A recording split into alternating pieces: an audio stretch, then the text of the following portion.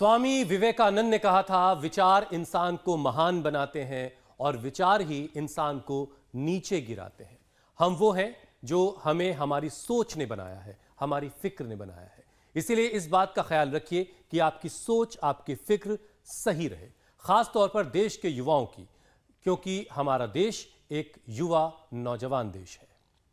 और विवेकानंद की बातों पर अमल करने की हमें जरूरत है, और ये जरूरत तब और हो जाती है जब हम नए ख्याल, नई सोच के नाम पर कुछ भी करने लगते हैं।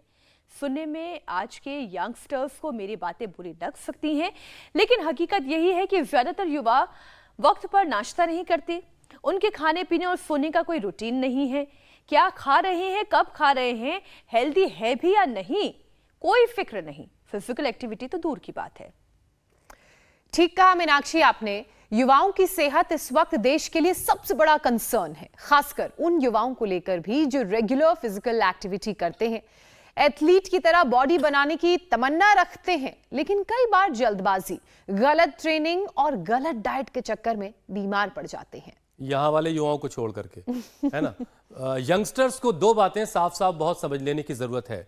फिजिकल एक्टिविटी और सही लाइफस्टाइल सेहतमंद रहने की सबसे पहली शर्त है। इसके बगैर आप सेहतमंद नहीं रह सकते और हर किसी के लिए जरूरी है। दूसरी बात, हेल्दी बॉडी सिर्फ दिखावा नहीं है। सेहत का मतलब शरीर के हर एक ऑर्गन और सिस्टम का पूरे तौर पर हेल्दी होना है, ताकि उनके बीच एक प्रॉपर कोऑर्डिनेशन भी बना रहे।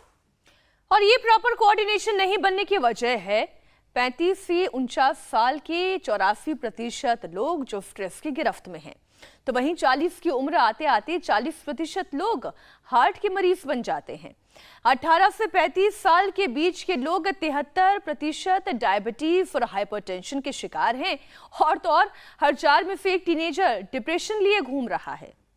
देखिए, इतना कुछ मीनाक्षी ने बता दिया है। हर देशवासी फिर भी ये चाहता है कि देश के जो युवा हैं वो सुभाष चंद्र बोस, भगत सिंह, राजगुरु और सुखदेव वाला उनके अंदर जज्बा, हालांकि इससे थोड़ा अलग सोचते हैं कि पड़ोसी के घर में हो, लेकिन खुद भी आपको अपने अंदर ये सारी चीजें खूबी बनानी चाहिए। आप दोनों ने बिल्कुल ठीक बात कही, लेकिन ऐसा तब होगा जब हम सभी और युवा सेहतमंद रहेंगे। आप ठीक कह रही हैं, और अभी कुछ बिगड़ा नहीं है। वक्त अभी है हमारे पास, कुछ बिगड़ा नहीं है। अभी कुछ नहीं बिगड़ा। मैं फिर कहती हूँ, वक्त है हमारे पास। आज से जागना होगा और अभी से लगना होगा। बस इसके लिए योग के अखाड़े में उतरना भी होगा। स्वामी जी, बहुत बहुत स्वागत आपका। प्रणाम। प्रणाम स्वामी जी। स्वामी जी प्रणाम। आज बहुत दिनों के बाद हम यहाँ वॉलीबॉल के अखाड़े में भी उतरते हैं। चारों तरफ थोड़ा सा बरसात थी, थोड़ा कीचड़ था, लेकिन वातावरण बड़ा अच्छा है। और हम चाहते हैं कि ऐसे देश के युवा, चाहे जैसी परिस्थिति हो, अपने आप को ऊर्जा रखें और फोकस रखें अपने आप को, अपनी शक्तियों को बढ़ाने आप में। अपनी टीम को खेलने नहीं दे रहे स्वामी जी। फुटबॉल, वॉलीबॉल, सारे शॉट आपने खुद लिए। क्रिकेट, बात रह के खेल। मैंने देखा कुछ बच्चे केवल पढ़ाई में लगे रहते हैं, कुछ बच्चे केवल खेल में लगे रहते हैं। हमने अपने बच्चों को गुरुकुल में ऐसी ट्रेनिंग दी है, फुटबॉल भी खेलो, वॉलीबॉल भी खेलो, क्रिकेट भी खेलो, कबड्डी भी खेलो। और यहाँ तो आप देख रहे हैं हमारे बच्चे कबड्डी भी बड़ी जोर से खेलते हैं, पढ़ाई भी उतनी जोर से करते हैं। और जिनमें ऐसी ऊर्जा रहती है, फिर उनके जीवन में कभी नैराश्य, कभी कुंठा, कभी सूनापन, कभी अकेलापन नहीं आता है। और जब ऐसा होता है तो उनकी जिंदगी में कुछ विशेष कर पाते हैं। अब ये भी तीरंदाजी बड़े जोरदार है, मुझे बचाइए जरा। निशाने पर लग रहा है तो नहीं स्वामी जी, बच्चे बुलजाय करेंगे। क्योंकि अच्छा स्वामी जी, बचपन में कुछ लड़के ऐसे होते थे, इनका निशाना जोरदार है सबका, जो हर एक खेल में घुसते थे, कहते थे हम भी खेलेंगे, नहीं तो खेल बिगाड़ेंगे। अब तो मेरे को 9 पॉइंटर निशाना है स्वामी जी तीरंदाजी में बच्चों का। हाँ, बहुत जोरदार निशाना। ये फोकस होकर के जीने की एक आदत होनी चाहिए। अभी हमारे संदीप जी हैं, ये हमारे जो है सोमेश्वर जी, बहुत माल खाया है इन्होंने पतंजलि का वो दिख भी रहा है तो ये सारे बच्चों को हमने आज इसलिए कई दिनों के बाद थोड़ी एक्टिविटीज के साथ में एंट्री की कि बच्चों में, जवानों में ये जोश बरकरार रहना चाहिए। और ये जोश, ये जुनून, ये पाने के लिए प्रतिदिन जवानों को एक्टिव रहना पड़ेगा। इसके लिए कम से कम रोज 1 घंटे का फिजिकल वर्कआउट। अब देखो, यद्यपि हमने योगिक जॉगिंग के 12 पोज, ये सूर्य नमस्कार, दंड बैठक और इसके साथ साथ योगासन, प्राणायाम, ध्यान, कंसंट्रेशन को बढ़ाने वाले सारे उपाय, और साथ में हमेशा पॉजिटिविटी में जीना, हमेशा उत्साह में जीना, ये सब कुछ सिखाया है। और मैं अपनी बात बताता हूँ, देखो भाई 5-6 साल बचपन के छोड़ दे तो पिछले 50 सालों का तो मुझे याद है, एक दिन भी मैंने कभी जीवन में नैराश्य अनुभव नहीं किया।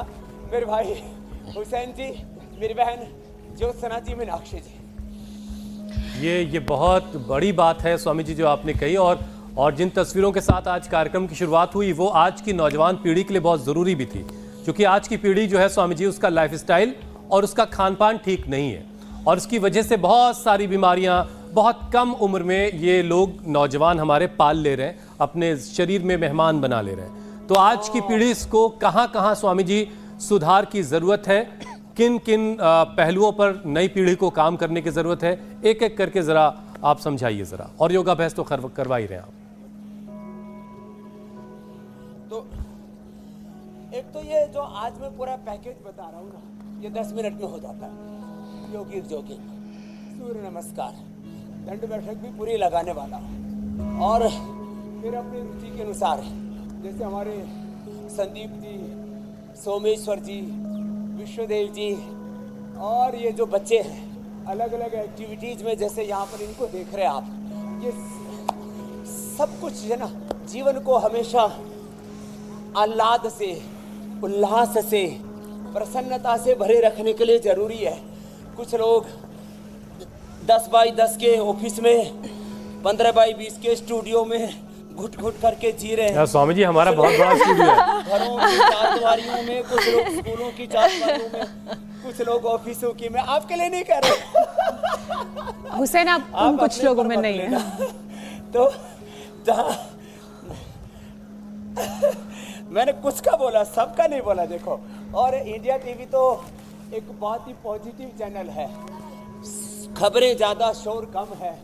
और हमारे रजत शर्मा जी, वो अपने आप में एक आदर्श प्रतिमान है। वो हमारे लिए एक प्रेरणा है कि कैसे आज वो हर दिन अभी भी 1 घंटे वर्कआउट करते हैं और अपने आप को फिट रखते हैं, फिजिकली, मेंटली, उससे ज़्यादा सोशली और सब तरह से, पॉलिटिकली, इकोनॉमिकली और पूरे वैश्विक संदर्भों से अपने आप को अपडेट रखते हैं। तो एक तो ये योगिक जॉगिंग, दूसरा ये सूर्य नमस्कार, ऐसे एक रिदम के साथ मैं तो 1 मिनट में 10 बार तक करता हूँ ऐसे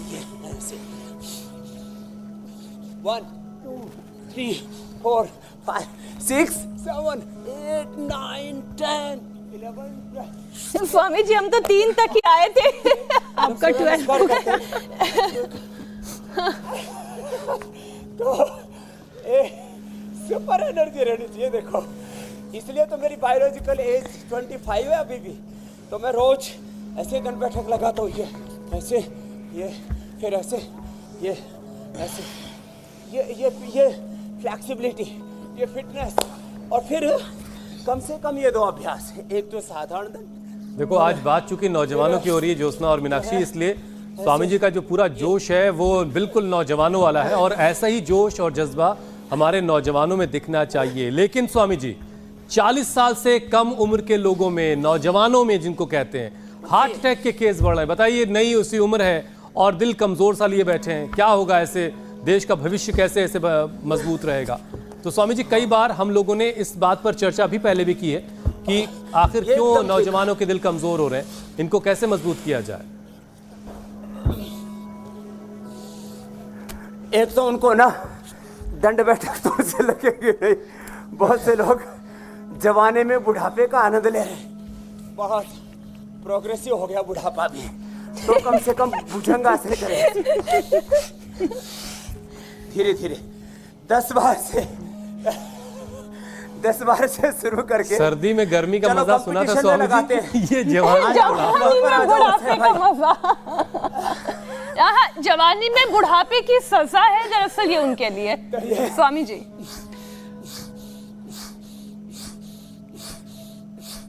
तो देखो, जो ऐसे एक सांस में 25-30 बार ऐसे कर लेंगे, मैं तो 50-60 बार करता हूँ।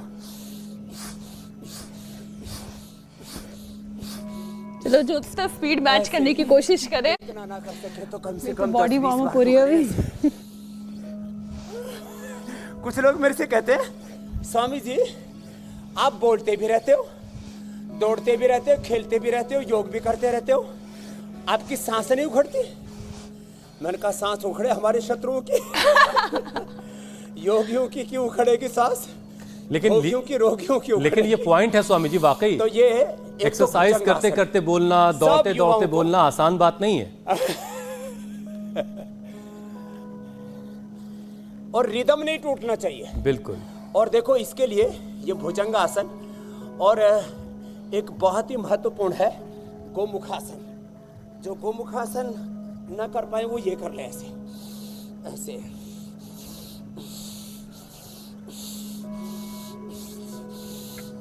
ये तो गोमुखासन के विकल्प बता दिए। जो युवक ऐसे कर लेंगे, आजकल मैं देखता हूँ फौज की तैयारी में, मिलिट्री पैरामिलिट्री की तैयारी में, पुलिस की भर्ती की तैयारी में बच्चे दौड़ते तो हैं, कुछ तो दौड़ते दौड़ते बेहोश हो जाते हैं, और कुछ जब बहुत तेजी से दौड़ते हैं ना, भर्ती से पहले जब उनकी दौड़ होती है तो बहुतों को तो वहीं दौड़ते दौड़ते हार्ट अटैक हो जाता है। कार्डिक अरेस्ट, ये अंग्रेजी शब्द है। तो युवाओं को पुलिस है, पैरामिलिट्री है, मिलिट्री है, उसकी जब भर्ती के लिए जाए, यहाँ उत्तर भारत में, तो मैंने कहा भला क्या कर रहा है? बोले भर्ती देख रहे। तो ये भर्ती के लिए जो टेस्ट देते हैं ना, उसको भर्ती देखना बोलते हैं। तो भर्ती देखते देखते उनको ब्रह्मलोक दिखने लगता है, यमलोक दिखने लगता है। तो ये बड़ा जबरदस्त है। भुजंगासन और गोमुखासन दौड़ने के साथ बच्चों को करना चाहिए। दौड़ना, खेलना अच्छी बात है, पसीना बहाते। मैं देखता हूँ उनकी टी शर्ट तर बतर रहती है।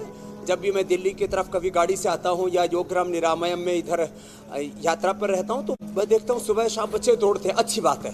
लेकिन उस दौड़ के साथ भुजंगासन को, गोमुखासन को और प्राणायाम को जरूर सम्मिलित करें। और किसी के जेनेटिक हिस्ट्री में कार्डिक अरेस्ट की, हार्ट अटैक की संभावनाएं हैं, जेनेटिकली हार्ट की प्रॉब्लम है, या जो बच्चे जंक फूड, फास्ट फूड बहुत खाते हैं आजकल, उनको भी चाहे कितने ही हेल्दी एक्सरसाइज कर लें वो, लेकिन यदि जंक फूड खाएंगे, फास्ट फूड खाएंगे, सैचुरेटेड फैट ज़्यादा जाएगा, तो फिर हार्ट अटैक से कोई बचा नहीं सकता। फिर तो उनको अर्जुन की छाल, दालचीनी थोड़ी देर ले लेनी चाहिए। खाली पेट कार्डियोग्रिड खाने के बाद हृदयामृत थोड़ी ले लेनी चाहिए। अर्जुन की छाल और ये सब पीने में दिक्कत होती है तो अर्जुन घनवटी भी हमने बना दी है, बड़ा जबरदस्त है। और भस्त्रिका के साथ ऐसे गोमुखासन होना चाहिए। तो अब आज के बाद किसी को हार्ट अटैक, कार्डिक अरेस्ट नहीं होगा। चाहे वो फिजिकल फिटनेस के लिए, अलग अलग पैरामीटर्स को फुलफिल करने के लिए वो बहुत मेहनत करते हैं, अथवा ऐसे भी कोरोना के बाद कुछ जिस तरह से स्ट्रेसपूर्ण वातावरण बना है, इसमें अनायास ही बहुत लोगों को घर पर ही दौड़ना भागना, तो अलग बात छोड़ो, आप कितने हमने दृश्य दिखाए हैं, नाचते, डांस करते समय, स्विमिंग के समय, और पता नहीं खेल के मैदान में, ऐसे अलग अलग जगहों पर जो कार्डिक अरेस्ट हो रहे हैं, इससे हम देश के युवा धन को, देश के यंगस्टर्स को, यूथ को बचा सकेंगे। बिल्कुल आप ठीक कह रहे हैं। देखिए ना, पीछे आप जहां योग कर रहे हैं, पीछे भारत माता की तस्वीर है, और हर माँ यही चाहती है कि उनके घर का हर सदस्य, उनके बच्चे हों या उनके पोते पोती क्यों ना हो, सब मजबूत रहें। लेकिन स्वामी जी, आजकल के जनरेशन में समस्या ये आ गई है कि डायबिटीज और बीपी, जिसे 60 के बाद की बीमारी माना जाता था, वो अब 16-17 साल की उम्र में भी होने लगी है। तो 16 से 35 साल का ये जो एज ब्रैकेट है, अब इसमें डायबिटीज और बीपी होने के चांसेस बहुत कॉमन हो गए हैं। इससे कैसे बचा जाए? और स्वामी जी, हमारे अवध में कहा जाता है नई जवानी मांझा ढीला। तो आज सबका मांझा टाइट करना है। हाँ, एक बिल्कुल। तो जो ज्यादा मोटे हैं ना, उनको ये भी अभ्यास कर लेना है ये। और इधर आओ सोमेश्वर जी, यहाँ दंड लगाओ इधर मेरे पास। हाँ, बांधो अपनी धोती। तो उधर तो हमारे बच्चों ने भी सीख लिया है। और हमारे हर्षदेव जी भी बड़े हर्षित होकर के कर रहे हैं। करो। हाँ, पहले तो ये बड़ा एकदम दुबला पतला सा मरा गिरा सा था, लगातार ये इसने 5-5 हजार दंड लगा रखी हैं। खूब माल पे रखा है पतंजलि का। लगाओ दंड।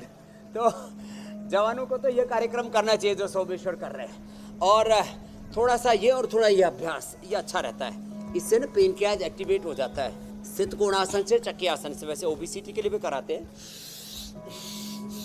बाकी बीपी, शुगर और पाचन तंत्र भी, मैं देखता हूँ जवान बच्चों का पेट खराब है, गैस बन, एसिडिटी बनती, पायस, फिशर, फिस्टुला, कोलाइटिस, IBS, तो उसके लिए ये मंडूकासन बड़ा जोरदार है। तो ये 2 आसन तो सभी को करने ही है। वैसे मैं तो 2-3 मिनट में 10 कर लेता हूँ। पवन मुक्तासन और मंडूकासन ये सबके लिए कंपल्सरी है। और जिनको शुगर है, अभी जो एक तरह से शुगर की गिरफ्त में पूरे नहीं आए, प्री डायबिटिक जिनको कहते हैं, वो थोड़ा सा अपनी लाइफस्टाइल को मॉडिफाई करें और अपने पेनक्रियाज को हेल्दी बनाने के लिए रोज कम से कम 2 मिनट ये मंडूकासन, पवन मुक्तासन कर लें। मुट्ठी बांध के, हथेली खोल के ऐसे, और जो पूरा कर सके तो ऐसे योग मुद्रासन भी, सांस बाहर छोड़ के आगे झुक गए और ऐसे किया, ऐसे बड़ा इसमें आनंद आता है। और जब पसीना से शरीर तरबतर हो जाता है ना, फिर ये वक्रासन, ये तो सब कर ही सकते, इससे पेनक्रियाज एक्टिवेट हो जाता है। शुगर होने के बाद या प्री डायबिटिक को भी हम थोड़ी देर मधुनाशिनी खाली पेट मधुग्रिट खाने के बाद दे देते हैं। और बीपी के लिए मुक्तावटी और बीपी ग्रिट, साथ में ही लौकी का जूस। वैसे शुगर वालों को ऐसे तो कभी कभी सप्ताह में एक बार खीरा, करेला, टमाटर का जूस तो सबको पी लेना चाहिए। तो ये अर्धमत्स्येंद्रासन बहुत ही अच्छा है, जो उसने मीनाक्षी जी इसको बहुत अच्छा करती है। और इससे पूरा पेनक्रियाज एक तरह से निचोड़ सा जाता है। फिर ये ऐसे ही ये पवन मुक्तासन, ऐसे ये पेनक्रियाज को एक्टिवेट करने के लिए, लीवर के लिए, किडनी के लिए, स्पिन के लिए। आजकल जवान बच्चों को फैटी लिवर सिरोसिस हो रहा है। जवान बच्चों को, अभी भी मैं करीब 500 लोगों से मिलकर के आया हूँ, उसमें 50 रोगी तो किडनी के ही थे। 5-10 साल के बच्चों को, 15-20 साल के बच्चों को 5, 10, 15 तक क्रिएटिनिन पहुंचा हुआ है। तो ये डायबिटीज और बीपी के साथ साथ जो यंग एज में ये प्रॉब्लम हो रही है, उसके साथ साथ लीवर किडनी के लिए भी बहुत जबरदस्त है पवन मुक्तासन। अच्छा स्वामी जी, देखिए, और नौकासन में तो ऐसे मजा ही आ जाता है। और ऐसे स्वामी जी देखिए, मांझा भले ही ढीला हो हमारे नौजवानों का, लेकिन गुस्सा बड़ी जल्दी आ जाता है। भले ही एक पसली क्यों और उनसे कहना पड़े भाई इतना गुस्सा मत करो, हवा लग जाएगी तो गिर जाओगे, लेकिन गुस्सा बहुत जल्दी आ जाता है। फूंक मारो तो उड़ जाओगे। हाँ तो छोटी छोटी बात पे गुस्सा बहुत जल्दी आता है और कंसंट्रेशन की भारी कमी है हमारे युवा पीढ़ी के लोगों में। तो ये 2 प्रॉब्लम जो है, इनको कैसे दूर किया जाए? ये तो आपने एकदम वाजिब बात कही है। इसके लिए ये तो पूरा कोर्स हो गया यंगस्टर्स के जो लाइफस्टाइल डिजीज है उनके लिए। और अब जो आपने बात कही, गुस्सा और कंसंट्रेशन की कमी, और कई बार तो सच में आपने कहा जरा सी बातों पर आपा खो देते हैं, तो उनको एक तो ये सर्वांगासन करना चाहिए। वैसे जो खेलते हैं ना, वैसे तो कई बार एक क्रिकेटर आदि खिलाड़ी भी कई बार गुस्सा करते हैं, लेकिन वो क्षणिक होता है। और कई बार तो ड्रामा भी करते हैं, वो अपनी ओर ध्यान खींचने के लिए या TRP गेन करने के लिए, या दूसरी टीम पर दबाव बनाने के लिए। ड्रामा अलग चीज है, नाटक बोलते हैं हमारे पूज्य गुरुशरण जी महाराज जी। Mind game. तो ये सर्वांगासन, हलासन, ये हाँ, वो अलग मामला है। लेकिन ये सर्वांगासन और ये शीर्षासन ये बड़े जबरदस्त हैं। ये तो सब युवाओं को अवश्य करने चाहिए, ये बड़े जोरदार है। तो इससे पहली बात तो गुस्सा आएगा नहीं, आएगा तो बस एक क्षण में तुरंत जल तरंग की तरह। देखो ऐसा गुस्सा, ऐसा ये संसार की उथल पुथल, उधेड़ बुन, उहापोह, आंधी तूफान थोड़ा तो चलेगा, लेकिन उसमें कभी भी हमें विकारों में बहना नहीं है, बहकना नहीं है। वृत्ति सारूप में मित्रत्र नहीं होना। अथ योगानुशासनम योगश्चित्त वृत्ति निरोध रहना है। तदा दृष्टु स्वरूप अवस्थान, अपने स्वरूप में, अपनी निष्ठा में रहना, अपने आपे में रहना, अपना आपा नहीं खोना। तो ये शीर्षासन इसमें बड़ी मदद करता है साहब, शीर्षासन और सर्वांगासन। और दौड़ लगानी चाहिए और उनको अपना पूरा एंगर, अपनी पूरी एनर्जी उसको निकालने के लिए जोर से दौड़ लगाओ। ये जैसे बच्चे खेल रहे हैं ना, फुटबॉल, वॉलीबॉल, कबड्डी, खेलो बच्चों। ये तो आज पूरे गारे से लथपथ हो रहे और इनके आचार्य भी लगे हुए धोती बांध करके आचार्य ही सदैव जी और जो है, हाँ चलो भाई आचार्य जी को पकड़ के दिखाओ। ए आचार्य जी पूरी लगाओ। देखते हैं आचार्य जी पॉइंट लेके आते हैं या ढा लेते हैं बच्चे अपने गुरु जी को। वही गुरु जी को गिरा लिया।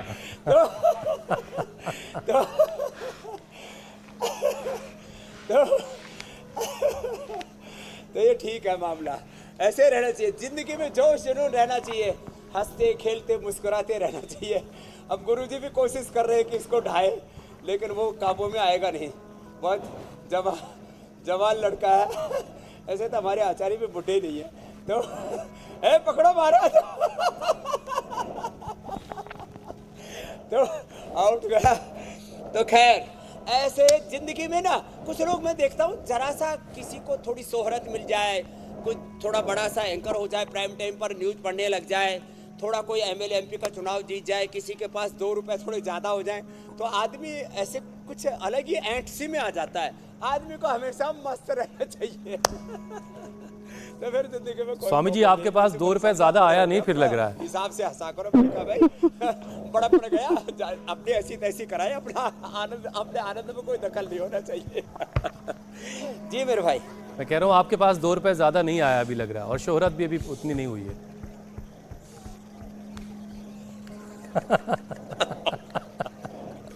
ठीक है स्वामी जी, अगला विषय अब शामिल करते हैं। मस्त रहना चाहिए। अगला विषय शामिल करते हैं। हमारी जो यंग इंडिया है स्वामी जी, उसमें लंग्स की भी प्रॉब्लम काफ़ी बढ़ रही है। एक स्मोकिंग, जो नशे की आदत है, ख़ासतौर से स्मोकिंग, सिगरेट स्मोकिंग, इसकी एक बड़ी वजह है। और जाहिर है फिर लंग्स का मजबूत होना बड़ा ज़रूरी है, और फिर स्मोकिंग की आदत छूट जाए तो क्या कहना।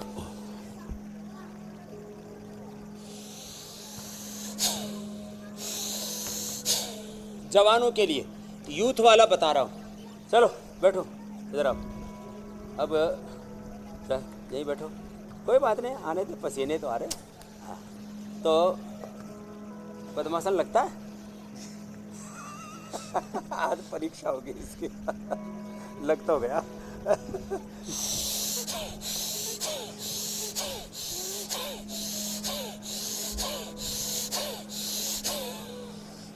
गुरुजी से 1.5 गुना है चेला।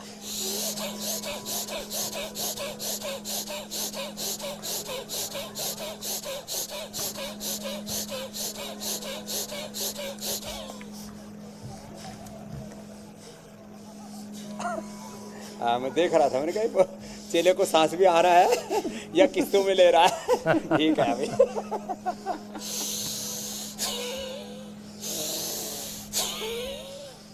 तो 2 मिनट से लेके 5 मिनट ऐसे तेजी से भस्त्रिका करना चाहिए जवानों को, और 5 मिनट ये कपालभाति।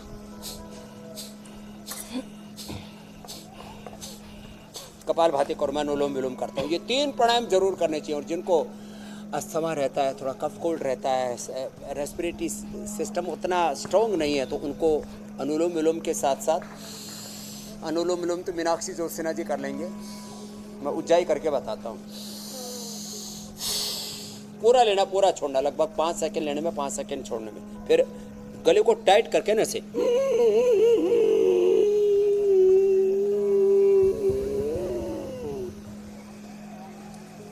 लगभग 10 सेकंड श्वास को भरने में लगेंगे। ऐसे होल्ड करके रखना चाहिए, फिर दाएं आंख को बंद करके बाएं से छोड़ना चाहिए। फिर एक सिंहासन ऐसे, ये बड़ा जोरदार मामला है। ऐसे करने से पूरा स्वर तंत्र, पूरा श्वसन तंत्र खुल जाता है पूरा जोर से। और एक बार ठेका लगा करके ऐसे हंसने से किसी किसी के तो हंसते हंसते ही दम उखड़ जाता है, किसी के हंसते हंसते ही थोड़ा दूसरा काम हो जाता है। तो जो है दूध में थोड़ा हल्दी, शिलाजीत, च्यवनप्राश और एक औषधि है ब्रोनकोम। तो जिनको रेस्पिरेटरी सिस्टम की प्रॉब्लम है ना, उनको ब्रोनकोम का भी सेवन करना चाहिए, तो फेफड़ा एकदम फौलादी हो जाता है। फिर सर्दी, गर्मी, आंधी, तूफान, कोई भी वातावरण हो, कोई भी ऋतु हो, कोई फर्क नहीं पड़ता। हम ऐसे ही मूसलाधार बारिश में योग करते हैं, फिर धूप में रहते हैं, फिर कभी एसी में भी जाना पड़ता है, लेकिन भगवत कृपा है, कुछ नहीं बिगड़ता। नस्य बहुत अच्छा काम करता है।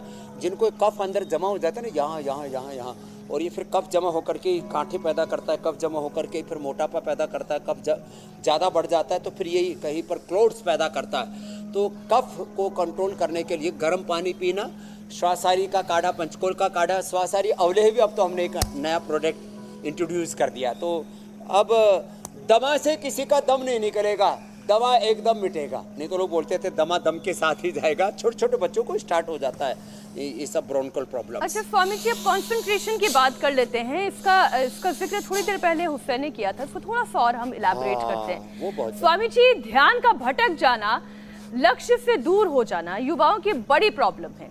इसके बारे में आप समझाएं कि कैसे ब्रेन को शार्प किया जा सकता है, फोकस कैसे बनाया जा सकता है, कंसंट्रेशन हिले ना, क्योंकि चाहे कोई जॉब कर रहा हो या पढ़ाई कर रहा हो, बड़ी सोच, बच्चे से लेकर बूढ़े तक कड़ी मेहनत चाहिए, पक्का इरादा। बड़ी सोच, कड़ी मेहनत, पक्का इरादा, ये तो 3 सूत्र मैं हमेशा बच्चों को देता हूँ। और जिसको मैंने जिंदगी में अपनाया हमेशा, विकल्प रहित संकल्प। संकल्प से जब तक सिद्धि तक ना पहुंच जाए, बीच में पीछे मुड़ करके देखना नहीं, ध्येय केंद्रित रहे, विकल्प रहित संकल्प। इसके लिए हमें अपने बॉडी के, अपने माइंड के, अपने थॉट प्रोसेस के ऐसे अभ्यास बनाने पड़ते हैं। एक अपने भीतर एक ऐसा ब्रेन का प्रोग्रामिंग करना पड़ता है कि जो एक बार ठान लिया फिर उससे पीछे नहीं हटना, और उसको पूरा करने के लिए सब कुछ झोंक देना, सर्वस्व न्योछावर करने की भावना, सब कुछ सेक्रीफाइस करने की का जो एक भीतर जो भाव होता है, इमोशन होता है ना, वो आपको लक्ष्य तक लेकर के जाता है। मैंने पूछा जो आईआईटी की ये अलग अलग प्रकार से मेडिकल की, इंजीनियरिंग की, कैट की, जो अलग अलग प्रकार की जो तैयारियां कराते हैं ना, मैंने उन सबसे पूछा, मैंने कहा भाई क्लैट की, तो मैंने कहा तुम करते क्या हो भाई? तो बोले जी हम खाली फोकस्ड होकर के बच्चे को कैसे आगे बढ़ना, बस ये सिखाते हैं, बाकी तो सब बच्चे के अंदर होता है। तो फोकस्ड होने के लिए एक तो अच्छे एनवायरनमेंट की ज़रूरत है, अच्छे प्रशिक्षकों की ज़रूरत है, और अच्छे मोटिवेशन की ज़रूरत है। हमेशा अपने आंखों के सामने अच्छे आदर्श रखे। चंद्रशेखर, राजगुरु, सुखदेव, भगत सिंह, रानी लक्ष्मीबाई, चाहे उनके पास संसाधन कम थे, ताता टोपे, और ऐसे तो वीर वीरांगनाओं के जोरा और फतेह सिंह भाई, छोटे छोटे बच्चों के, और हम महाराणा प्रताप, राणा सांगा, छत्रपति शिवाजी महाराज, और जो है संभाजी महाराज, हम अलग अलग महापुरुषों को देखते हैं ना, भगवान राम को, भगवान कृष्ण को, और तमाम, चाहे प्रॉफेट मोहम्मद साहब को देखते हैं, भगवान ईसा मसीह को देखते हैं। अलग अलग धार्मिक, आध्यात्मिक, सांस्कृतिक, वैचारिक पृष्ठभूमि में मैंने देखा साधारण लोगों ने पूरी दुनिया में असाधारण काम किए। बस ध्येय केंद्रित होकर के जो लगे रहते हैं, और ध्येय केंद्रित होने में ना प्राणायाम बहुत मददगार होता है, त्राटक बड़ा मददगार होता है। प्राणायाम करें, त्राटक करें, और कुछ नहीं तो अंगूठे का ही त्राटक कर लें, श्वासों पर ध्यान करें, ऐसे ही श्वासों पर ध्यान करना। प्राणों के साथ प्रणव का भी ध्यान कर सकते हैं, गायत्री ओंकार का भी ध्यान कर सकते हैं। और वो खुदा, वो अल्लाह, वो ऑलमाइटी गॉड, वो भगवान, जिस आप किसी भी नाम और रूप स्वरूपों से परे अमूर्त है ब्रह्म, तो एक सर्वज्ञ सर्वव्यापक शक्ति है। तो ऐसे जो थोड़ी देर सांसों पर ध्यान करते हैं और हमेशा अपने बड़ों को, महापुरुषों को अपनी आंखों के सामने उनका चित्र और चरित्र रखते हैं ना, तो फिर उनको अपनी मंजिल मिल ही जाती है। कितनी लाख बाधाएं आए, संकट आए, उन चुनौतियों के बीच में जी। वो अपने ध्येय को मीनाक्षी जी, ज्योत्सना जी, हुसैन भाई पाई लेते हैं। ये हमने देखा है। स्वामी जी, आपने कहा बड़ी सोच, कड़ी मेहनत, पक्का इरादा। ये तो हमारे युवाओं की सोच होनी ही चाहिए। और क्या क्या उनकी सोच में चीज़ों को डेवलप करने की ज़रूरत है ताकि स्ट्रेस, डिप्रेशन, एंजाइटी, टेंशन, इन सारी परेशानियों से वो दूर रहे। जो मानसिक तनाव आजकल कम उम्र के बच्चों को ज़्यादा होने लगे। हमारे पूज्य स्वामी विवेकानंद जी एक बार मुझसे मिले तो उन्होंने ज्योत्सना जी बहुत अच्छी बात कही। हम कभी भी हारते नहीं हैं। हम या तो आंशिक विजय को प्राप्त करते हैं या पूर्ण विजय को प्राप्त करते हैं। मान लीजिए कोई जो है किसी परीक्षा में, जो अलग अलग प्रकार की आजकल परीक्षाएं होती हैं, कॉम्पिटिशन्स होते हैं, उन सब में अब कई बार 99% पे, कई बार 100% पर जो है कट रेट चला जाता है। तो आप हारे कहाँ, आपने 98, 99 तो ले लिए ना, 1% से पीछे रह गए ना, तो आप जीते हैं, आप विजयी हुए हैं। तो एक तो ये हमेशा अपने जो है जिंदगी में सोच रखें कि कभी कोई हारता है ही नहीं। या तो आंशिक रूप से विजयी होता है या तो पूर्ण रूप से विजयी होता है। चाहे वो सामाजिक क्षेत्र हो, चाहे आर्थिक क्षेत्र हो, चाहे राजनीतिक क्षेत्र हो, चाहे स्पोर्ट्स हो, कहीं पर भी। और मैंने तो कभी ये माना ही नहीं कि कभी कोई हारता है। और वेद का तो मंत्र, अहम इंद्रो न पराजय के कृतम में दक्षिण हस्ते जयो में सभ्य आहित है। तो ये सोच हमेशा रहनी चाहिए। इस पॉजिटिव नोट के साथ जिंदगी में हमेशा हमें पॉजिटिव रहना चाहिए, क्रिएटिव रहना चाहिए, इनोवेटिव रहना चाहिए, उत्साह से, शौर्य, वीरता, पराक्रम से भरे हुए रहना चाहिए। और ऐसे मैंने जिंदगी को जिया है। मैं खाली भाषण प्रवचन नहीं दे रहा हूँ, मैंने भी गांव की अंधियारी भरी गलियों से लेकर के पूरी दुनिया की चकाचौंध और हजारों लाखों करोड़ के लोगों के साम्राज्य देखे हैं और साम्राज्य खड़े भी किए। और 565 रियासतों में से 560 के साम्राज्य ढहते हुए भी कुछ के देखे हैं, कुछ के सुने हैं।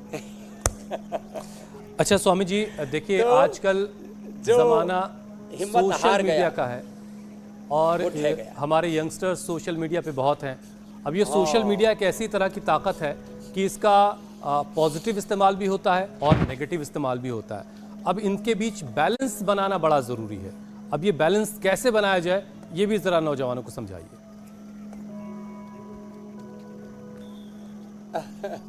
देखो 2009-10 में, आज से करीब 12-13 साल पहले, हमने फेसबुक और फिर अभी 4-5-7 साल पहले मैंने इंस्टाग्राम भी शुरू किया, यूट्यूब। अब 1 करोड़ से ज़्यादा यूट्यूब पर लोग मुझे फॉलो करते हैं, फेसबुक पर 1 करोड़ से ज़्यादा फॉलो करते हैं, 1 करोड़ 11 लाख।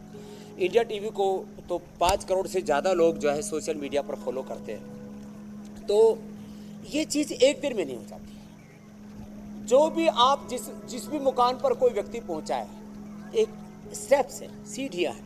आज नरेंद्र मोदी जी जो देश के प्रधानमंत्री हैं, कभी वडनगर स्टेशन पर चाय बेचा करते थे अपने पिता के साथ, कप साफ किया करते थे।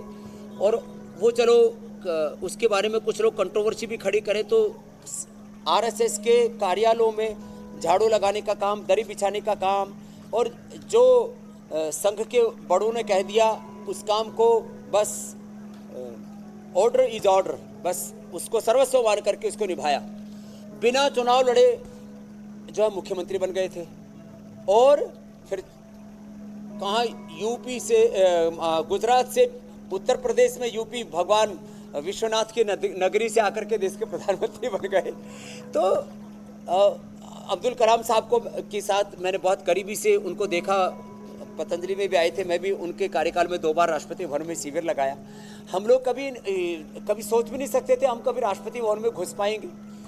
रजत शर्मा जी हमारे सामने सबसे बड़े लाइव इंस्पिरेशन है।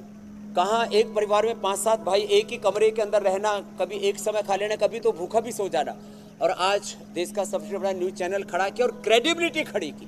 तो एक बात मैं सबसे कहूँगा, आपको कितने लोग देखते हैं, आपकी कितनी फैन फॉलोइंग है, आपने कहाँ से यात्रा शुरू की, बस चलती जाइए। जो भी दुनिया में आगे बढ़े हैं स्टेप बाय स्टेप, रातों रात कुछ नहीं होता है। दूसरी चीज़, जो भी दुनिया में बड़े लोग हुए हैं वो कुछ नया नहीं करते हैं, जो सब कर रहे हैं बस वही करते हैं, लेकिन उसको निरंतर करते हैं पूर्ण विवेक से, पूर्ण श्रद्धा से, पूर्ण पुरुषार्थ से। जो मैंने एक दिन पहले भी कहा था, उसको कोट कर रही थी हमारी बहन ज्योत्सना जी, मीनाक्षी जी। ज्ञान शक्ति, क्रिया शक्ति, भाव शक्ति, तीनों परमात्मा ने सबको बराबर दी। कोई इसमें डिस्क्रिमिनेशन नहीं है, कोई इनजस्टिस नहीं है, कोई अन्याय नहीं किया, कोई भेदभाव, कोई पक्षपात नहीं किया। परमात्मा ने सबको समान रूप से एक ही जैसा सामर्थ्य दिया है। लेकिन ना तो हम अपने आप को जानते हैं, ना अपने आप को जगा पाते हैं, ना अपने सामर्थ्य को सही दिशा में लगा पाते, इसलिए हम पिछड़ जाते हैं। और हमारे पिछड़ने का कारण न जाति है, न पंथ है, न मजहब है, ना कोई वर्ग जाति विशेष है, ना कोई देश है। कोई भी किसी भी जाति वर्ग मजहब में समुदाय में देश कहीं पर भी पैदा होकर के दुनिया में सबसे बड़े ऊंचे शिखर पर पहुंच सकता है।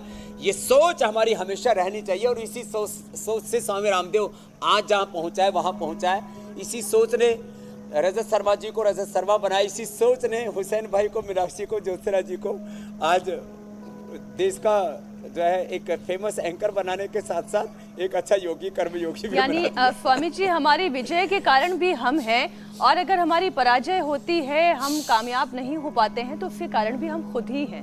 हुसैन, क्यों? बिल्कुल ठीक बात है स्वामी जी। देखिए, हम लेकिन दूसरों को कोसते रहते, किस्मत को कोसते रहते, राजनीति को कोसते रहते, कभी राहुल गांधी को, कभी नरेंद्र मोदी को। स्वामी जी देखिए, लेकिन आज का जो नौजवान है, जो युवा है, वो बड़ी चकाचौंध में जिंदगी जीना चाहता है। उसको हैवी एक्सरसाइज पसंद है, योग मेडिटेशन उसे बोर वाला काम लगता है कि यार बड़ा बोरिंग है ये तो मेडिटेशन कैसे फायदा पहुंचाता है लोगों को, और युवाओं के लिए कैसे फायदेमंद है, और कैसे ये लोगों को ज्यादा मतलब मैं इसमें वो शब्द इस्तेमाल नहीं कर पा रहा हूँ स्वामी जी, जो बोर शब्द मैंने इस्तेमाल किया, इसके हिसाब से आप बता दीजिए। स्लो, लोगों को योग स्लो बहुत लगता है। हाँ, तो एक 16 का डोला जब तक ना हो तब तक मजा नहीं आता है। ऐसे उठा के रखेंगे ना अपने आप को, और ताकत ना लग जाए ना जब तक जवानों की किसी काम में। तो जो मोटे मोटे हैं, घुटना सीधा रखो, वो तो अर्ध हलासन, पाद वृत्तासन, द्विचक्रिकासन ऐसे करना, जैसे मैंने सोमेश्वर जी को जो है लगा दिया है काम में। और युवाओं को ध्यान लगाने का 10 सेकंड का मैं सूत्र देता हूँ, 10 सेकंड का। मैं नित्य शुद्ध बुद्ध सच्चिदानंद स्वरूप आत्मा हूँ, बस इतना सा ये विचार, ये संकल्प मात्र। जैसे कोई किसी राजवंश में पैदा होता है, उसको बचपन से कहा जाता है, बेटा तो इस इतने बड़े साम्राज्य का राजकुमार है, इस राजवंश का उत्तराधिकारी है, प्रतिनिधि। तो मैं हमेशा ऐसा सोचता हूँ, मैं ऋषियों का प्रतिनिधि उत्तराधिकारी हूँ। गौतम, कणाद, जैमिनी, पाणिनि, पतंजलि का मैं पोता हूँ। मैंने ऐसे में मजाक में बोलता हूँ बच्चों को भी, और ऐसा सोचता हूँ हमेशा। मैं भगवान राम और कृष्ण का वंशधर हूँ। तो हमेशा अपने आप को इन विचार भाव चेतनाओं से हम अपलिफ्ट रखते हैं, अपडेट रखते हैं, अपग्रेड रखते हैं, सदा ऊर्ध्व आरोहण में जीते हैं, सत्व में जीते हैं, अपने आप ध्यान लग जाता है। जो बहुत तमस में जीते हैं, बहुत रजस में जीते हैं, उनका ध्यान नहीं लगता है। तो तमोगुण और रजोगुण से अपने आप को हटाने के लिए आदमी को प्रचंड पुरुषार्थ करना चाहिए, और फिर सत्व से भी पार, परम सत्य में, शाश्वत नित्य सत्य में, सनातन सत्य में और गुणातीत भावातीत अवस्था में अपने आप को प्रतिष्ठित करने के लिए एक तो विचार का आलम्बन, इसको सविचार समाधि बोलते हैं, सवितर्क समाधि बोलते हैं, संप्रज्ञात समाधि बोलते हैं। और फिर एक है, बस सांसों के साथ दृष्टा बन जाओ, कोई शब्द नहीं, कोई नाम नहीं, कोई रूप नहीं, कोई स्वरूप नहीं, बस सांसों के दृष्टा बन गए, और फिर सांसों के सहनसा बन जाएंगे आप। और जिंदगी में भी आप फिर किसी उथल पुथल इधर उधर की चीज़ों से आप विचलित नहीं होंगे। तो ऐसे दृष्टा भाव से, साक्ष्य भाव से सांसों को देखो, चाहे इसको प्रेक्षा ध्यान कहो, चाहे इसको विपश्यना कहो, चाहे इसको दृष्टा ध्यान कहो, चाहे इसको ट्रांसेंडेंट मेडिटेशन कहो। अपने आप हम सांसों के साथ जब अपने आप को ऐसे समाहित कर लेते हैं, और बीच बीच में जब भी कितने ही बड़े कोई कार्य कर रहे हैं, सामाजिक, आर्थिक, राजनीतिक, धार्मिक, कितने ही बड़े घर परिवार, बिजनेस, व्यापार के अलग अलग उत्तरदायित्व तो हमारे सामने होंगे, बीच बीच में ये बार बार हमारा चिंतन बने रहना चाहिए, मैं अजर अमर नित्य अविनाशी आत्मा हूँ। मैं पूर्ण विवेक से, पूर्ण प्रेम से, भक्ति कृतज्ञता से, मैं पूर्ण आनंद से आप्लावित हूँ। ये भाव चेतना हमारी कभी भी स्वामी जी, और गिरने किसी नहीं देगी, के और हुसैन भाई दुखी नहीं होने देगी। बिल्कुल, किसी और के ये पास क्या है सहज इससे ध्यान प्रभावित भी नहीं होना है। जो अपने पास है उसमें खुश रहना है, उस पर शुक्र अदा करना है और अपने पास जो चीज़ है उस पर सब्र करना है और आगे बढ़ते रहना है अपनी मेहनत के साथ। स्वामी जी, हेल्थ टिप का इंतजार हो रहा है, लेकिन उससे पहले मैं जरा कल के कार्यक्रम के बारे में दर्शकों को बता देता हूं कि कल क्या खास होने वाला है। आंखों में जलन, इन्फेक्शन, नाक से पानी आना, पराली के धुएं से बढ़ेगी कितनी परेशानी, माइग्रेन, साइनस, अस्थमा का प्रहार, प्राणायाम से होगा एलर्जी का उपचार, बाम से मुक्ति मिलेगी, इम्यूनिटी बढ़ेगी, नेचुरोपैथी सिर दर्द से छुटकारा दिलवाएगी। तो कल सुबह 7:56 पर इंडिया टीवी जरूर लगा लीजिएगा और पोल्यूशन से बचने के तमाम उपाय, आयुर्वेदिक और यौगिक उपाय स्वामी जी से जानिएगा। स्वामी जी, अब बारी है हेल्थ टिप की। हमने शुरुआत की है आयुर्वेदिक थेरेपीज लोगों को बताने की, तो आज आप शिरोधारा के बारे में बताने वाले हैं। शिरोधारा घर पर आसानी से कैसे किया जा सकता है? जरूर मेरे भाई हुसैन, देखो होता क्या है, पहले शिरोधारा, अक्षितर्पण, अभ्यंग, पंचकर्मा, षटकर्मा, ये अमीर लोगों के उपचार हो गए थे। लोग, गरीब लोगों की या आम लोगों की पहुंच से बाहर थे। तो हमने गाय के दूध से, घी से, अलग अलग प्रकार के तेल से, क्वाथों से ऐसे ये शिरोधारा कराई। जब ये आज्ञा चक्र पर पड़ता है सीधा, और आज्ञा चक्र के साथ साथ फिर हम right left brain, pituitary, penal gland तक इसका जो है प्रभाव जाता है। तो इसको एक तो सीधी पड़ती है इसकी धार, एक फिर इसको ऐसे ऐसे बीच बीच में ऐसे कर देते हैं, और साथ में ऐसे हाथों से हल्का ऐसे ऐसे मसाज भी करते हैं। और जब ऐसे मसाज करते हैं तो इससे सिर दर्द, माइग्रेन पेन, एपिलेप्सी और इससे पार्किंसंस, अल्जाइमर, डिमेंशिया जैसे रोगों से बच जाते हैं। और यदि किसी के बहुत ही प्रेम और करुणापूर्ण हाथ जैसे ऐसे माथे पर लगते हैं, इससे तो इतने सुख की, इतने आनंद की अनुभूति होती है। किसी को मदर टच मिल जाए, गुरु का स्पर्श मिल जाए और किसी का प्रेमपूर्ण ऐसे स्पर्श मिल जाए, तो दिव्य स्पर्श चिकित्सा भी अपने आप में बड़ी महत्वपूर्ण होती है। तो ये मस्तिष्क के रोगों के लिए अप्रतिम स्वामी है। जी, कितनी देर करना है? करीब आधा घंटा इसको किया जाता आधा है। घंटा। और जैसे मैंने कहा, आधा घंटे तक किया जाता है। दूध से भी किया जाता है, जिनको बहुत सिर में डैंड्रफ आदि होता है, छाछ से भी किया जाता है। बहुत खुश्की होती है तो बादाम रोगन से लेके, गाय के घी से लेकर के, और अलग अलग प्रकार के जो तेल सिद्ध किए जाते हैं, बल आदि तेलों से अलग अलग प्रकार से किया जाता है। लेकिन ये सच में बहुत ही वैज्ञानिक प्रक्रिया है मस्तिष्क के रोगों पर विजय पाने के लिए। बहुत बहुत धन्यवाद। बहुत बहुत शुक्रिया स्वामी जी, बहुत बहुत धन्यवाद। प्रणाम स्वामी जी।